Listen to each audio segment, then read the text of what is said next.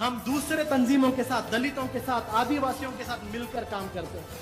Popular front एक ऐसी वाहिद तंजीम है जो सिर्फ मुसलमानों के लिए काम नहीं करती। कर्नाटका के अंदर जब चर्चों पर हमला हुआ था, उन चर्चों पर हमला होने के बाद सबसे पहले चर्चों के बाहर, चर्चों की हिफाजत के लिए रुकने वाले अगर कोई थे, पॉपुलर फ्रंट ऑफ इंडिया के मेंबर्स थे। दलितों पर जब हमला होता है, दलितों के हक के लिए लड़ने वाली तंजीम है। आदिवासी भाइयों को उनके जंगलों से भगाया जा रहा है, उन आदिवासियों के लिए लड़ने वाली एक तंजीम है। आदिवासी संगठनों के साथ, दलित संगठनों के साथ, क्रिश्चियन संगठनों के साथ, सेक्युलर संगठनों के साथ, पॉलिटिकल पार्टीज के साथ, सबके साथ मिलकर एक अलायंस बनाने वाली एक तंजीम है। ये इन्हें पसंद नहीं। इन्हें क्या है, मुसलमान सिर्फ अपना ही रोना धोना रहना है। ये हमेशा जिंदगी भर वक्त की बात करो, हमेशा जिंदगी भर अपने अंदर की बातें करो। ये लोग दूसरी बातें नहीं कर रहा, दूसरों के साथ मिलकर बात। नमस्कार दोस्तों, मैं हूं अंकित सिंह। जानते हो कि ये लोग दलितों की बात क्यों करते हैं? हर एक बात में दलितों की बात क्यों लाई जाती है? अब देखो, ये ना बहुत पहले से चला हुआ रूल्स है। पहले क्या होता था कि जो इन्वेडर्स आते थे, मुस्लिम इन्वेडर्स, वो एक राजा के यहाँ रहते थे, राजा को कैप्चर करते थे और राजा से राजा को लड़वाते थे। ठीक है ना, भारत के राजा अपने में ही लड़ते थे। उसके बाद ब्रिटिशर्स आए। ब्रिटिशर्स ने इस काम को और अच्छे से किया। उन्होंने क्या किया कि आए तो काम के बहाने और एक राजा को सपोर्ट करके दूसरे राजा को मरवाते रहे और उसके बाद पूरे देश पे कब्जा कर लिया। तो ऐसा ही इन लोगों का भी प्लानिंग है।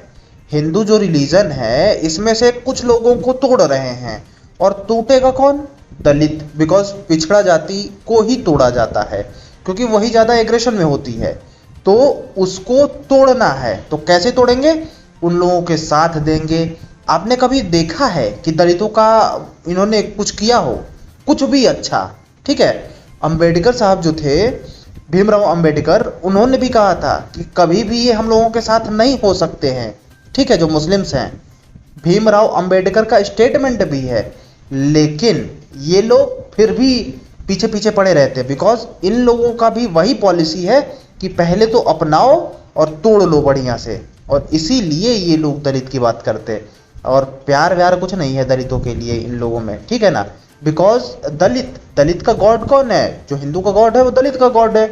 मतलब कॉन्सेप्ट वही है, मूर्ति पूजा वाली। एंड इन लोगों में मूर्ति पूजा हराम है। तो ऐसे देखा जाए ना, तो कहीं भी कॉन्सेप्ट इन लोगों में बनता ही नहीं कि दलित को अपना भाई माने। ठीक है ना, कहीं भी कॉन्सेप्ट नहीं बनता। चाहे आप कुरान उठा के देख लो या फिर कुछ भी उठा के देख लो।